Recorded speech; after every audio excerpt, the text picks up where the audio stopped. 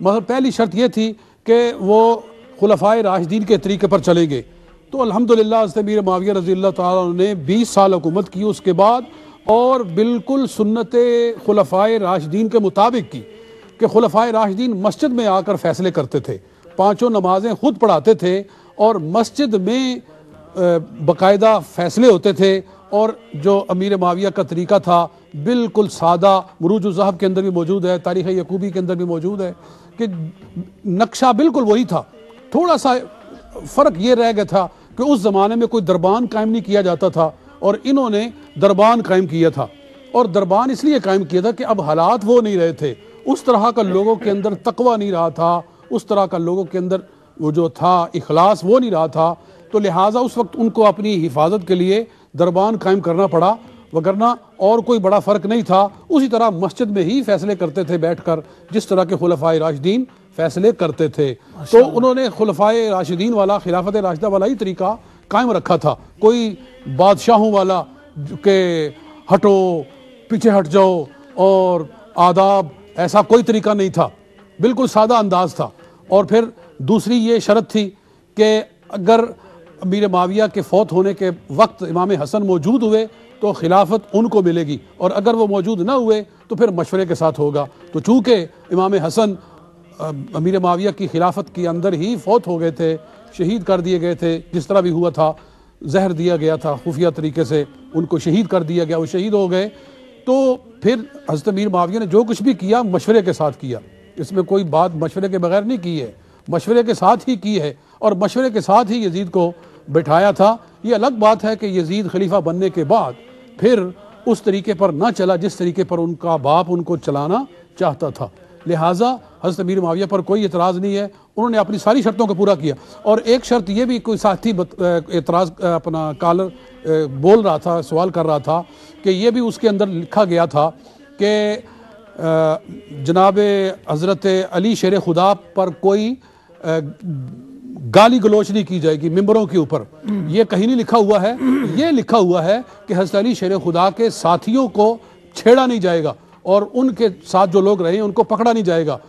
تو یہ تو اصل میں ہے نہیں، اور یہ بھی غلط ہے، یہ ایک بہتان ہے کہ حضرت امیر معاویہ نے حکم دیا تھا کہ سب کرو، حضرت علی کو ممبروں کے اوپر سب کرو، گالیاں دو. یہ غلط بات ہے، یہ مسکنسیپشن ہے. البتہ اتنا کہا تھا کہ اپنے موقف کو بیان کرو. تو وہ جو سبہ یا سبو کا لفظ آتا ہے بسا اوقات تاریخوں کے اندر، تو وہ اس کا مطلب ہے صرف موقف کو واضح کرنا. اور یہ تو ابو داؤد کے اندر بھی موجود ہے کہ جا علی و عباس یسب بعضہ بعضا، کہ عباس آئے اور علی آئے، ایک دوسرے کو سب کر رہے تھے. تو سب کا مطلب یہ نہیں کہ معاذ اللہ گالیاں دے رہے تھے، مقصد یہ ہے کہ اپنا اپنا موقف پیش کر رہے تھے. تو اس طرح حضرت امیر معاویہ بھی ممبروں کے اوپر اپنا موقف پیش کرواتے تھے. معاذ اللہ اس کا مطلب یہ نہیں ہے کہ وہ حضرت علی پر گالی گلوچ کرتے تھے. ماشاءاللہ، بہت خوبصورت جواب کاری حضرت علامہ قاری محمد طیب صاحب نے پیش کیا. ہمارے ساتھ سید عرفانی صاحب بولٹن سے ہیں، ان کو پروگرام میں شامل کرتے ہیں. السلام علیکم ورحمۃ اللہ وبرکاتہ. وعلیکم السلام ورحمۃ اللہ وبرکاتہ. شاہ صاحب خیریت سے ہیں؟ الحمدللہ، آپ سے سب ٹھیک ہے؟ الحمدللہ. بہت بہت مبارک اس پورے پروگرام کے لیے تمام علماء اکرام کو، بالخصوص امہ چینل کو. اور ابھی 2-3 سوالات میرے ذہن میں آئے ہیں. جی فرمائیں. اور 2 سوال تو میں کل کے جو رہ رہے تھے علماء اکرام نے جوابات اس کے غالباً نہ دیے، وہ میں عرض کرنا چاہتا ہوں. ذرا آپ سے یہ گزارش ہے کہ جلدی کریں گے شاہ صاحب. ہاں، 3 مرتبہ ایک ہی سوال کو ریپیٹ کیا گیا کہ رضی اللہ تعالیٰ عنہ اور علیہ السلام کہنے کے درمیان کیا فرق ہے. اس کا جواب علماء اکرام نے دیا اپنے طور پر، لیکن جو پریزنٹر صاحب تھے انہوں نے اس کو صحیح طور پر نہیں پیش کیا. ٹھیک. ایک نمبر 2 کہ سب سے پہلے جو ماتم کا سلسلہ شروع کیا ہے وہ مختار ثقفی نے شروع کیا ہے. جی حضرت شاہ صاحب، میں بڑے ادب سے یہ گزارش کروں گا کہ آپ پلیز سوال پیش کریں. اچھا، میں اپنا سوال ہی پیش کر رہا ہوں کہ اس وقت چونکہ اہل بیت اکرام اور صحابہ اکرام کے درمیان جو اخوت و محبت تھی وہ کس نہج، کس انداز کی تھی، اس پر یہ آج کا پروگرام ہو رہا ہے. ہمارے علماء اکرام کی خدمت میں گزارش ہے کہ وہ اپنے اپنے جو بھی سوالات کے جوابات پیش کر رہے ہیں بہت اچھا موقع پیش کر رہے ہیں ماشاءاللہ. الحمدللہ.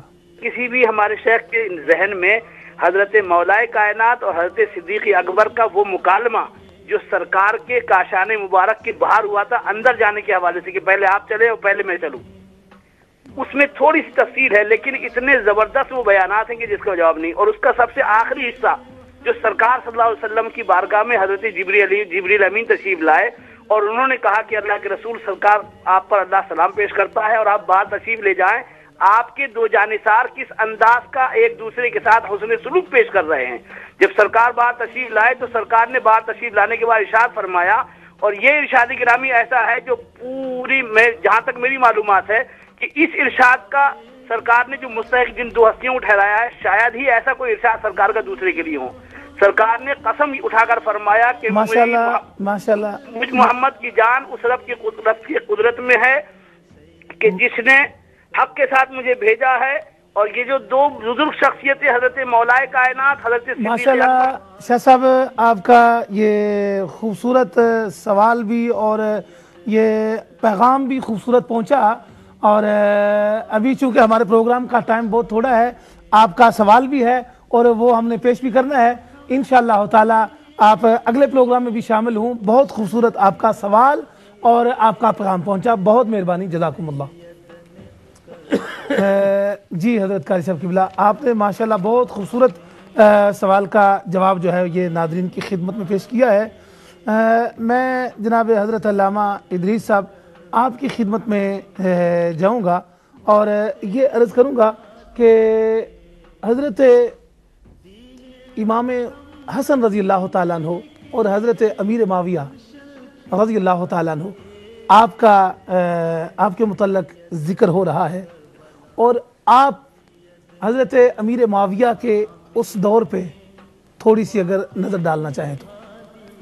مطلب حضرت امیر معاویہ رضی اللہ تعالیٰ عنہ کی خلافت کے حوالے سے؟ ہاں، خلافت اور وہ جو بیعت اور صلح تھی اس کے حوالے سے. سبحان اللہ. حضرت علی رضی اللہ تبارک و تعالیٰ عنہ کی شہادت کے بعد حضرت امام حسن رضی اللہ تعالیٰ عنہ جو ہیں مسند خلافت پر جلوہ افروز ہوئے. 40,000 اہالیان کوفہ نے آپ کے دست حق پرست پر بیعت کی. ایک دو نہیں شاہ صاحب قبلہ، 40,000 نے. جمع غفیر. آپ نے 6 ماہ تک جو ہے منصب خلافت پر آپ نے اسے سنبھالا، منصب خلافت کو سنبھالا. اس کے بعد جب آپ حضرت امیر معاویہ رضی اللہ تعالیٰ عنہ کے پاس تشریف لائے تو آپ نے 3 شرائط، جیسا کہ حضرت نے بیان فرمایا بڑے خوبصورت انداز میں، ان شرائط پر جو ہے آپ نے صلح فرمائی. اور حضرت امام حسن رضی اللہ تبارک و تعالیٰ عنہ نے ساتھ میں ایک شرط یہ بھی لگائی تھی کہ جو دیون، جو قرض ان کے اوپر تھا، ان سب کی ادائیگی حضرت امیر معاویہ رضی اللہ تعالیٰ عنہ کریں گے. ان تمام شرائط کو حضرت امیر معاویہ رضی اللہ تعالیٰ عنہ نے قبول فرمایا. آپس میں صلح ہو گئی اور اللہ کے پیارے محبوب سرور انبیاء صلی اللہ تعالیٰ علیہ وآلہ وسلم کا وہ معجزہ ظاہر ہوا جو آپ نے فرمایا تھا کہ میرا یہ فرزند ارجمند مسلمانوں کی 2 جماعتوں میں صلح کرائے گا. سبحان اللہ. اور یہ صلح ہوئی ماشاءاللہ. تو حضرت امام حسن رضی اللہ تعالیٰ عنہ نے اس صلح کے بعد تخت خلافت حضرت امیر معاویہ رضی اللہ تعالیٰ عنہ کے لیے خالی کر دیا. اور دستبرداری کا یہ واقعہ جو ہوا یہ ربیع الاول شریف ہجری سن 41 کا ہے. ماشاءاللہ ماشاءاللہ. حضرت علامہ مولانا محمد ادریس قادری صاحب بڑے خوبصورت انداز میں بیان فرما رہے تھے. جناب قاری عبد الرؤف صاحب، میں آپ کی خدمت میں یہ سوال جو سید عرفانی صاحب بولٹن سے نے کیا ابھی کہ رضی اللہ تعالی عنہ اور سلام اللہ علیہ، یا یہ جو ہے علیہ السلام، اس میں کیا فرق ہے؟ آپ ذرا یہ بتائیں. اللہ رب العزت نے جیسے کہ نماز میں ہے نا، التحیات للہ والصلوات والطیبات، السلام علیکہ ایھا النبی ورحمۃ اللہ وبرکاتہ، السلام علینا وعلی عباد اللہ الصالحین، کہ سلام ہو تمام صالحین پر. اگر نبی سمجھ کر کوئی سلام السلام یعنی علیہ السلام کہتا ہے تو وہ تو غلط ہے، اور اگر یہ سمجھ کر کہتا ہے کہ یہ اللہ کے برگزیدہ بندے ہیں، اہل بیت میں سے ہیں، اور اس لحاظ سے اگر کہتا ہے تو کوئی حرج نہیں ہے.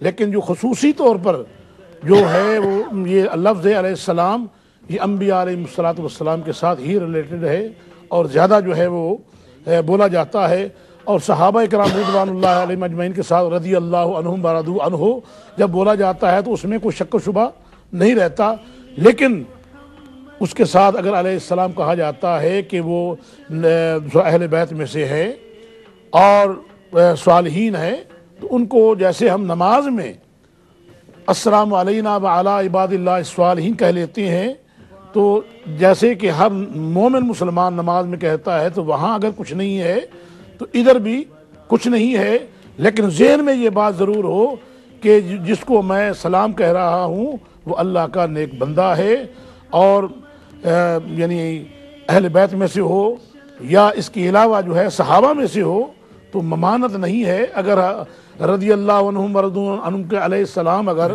عمر علیہ السلام کہا جاتا ہے، کہا جائے، یا ابو بکر صدیق رضی اللہ علیہ السلام کہا جائے گا تو گناہ نہیں ہوگا۔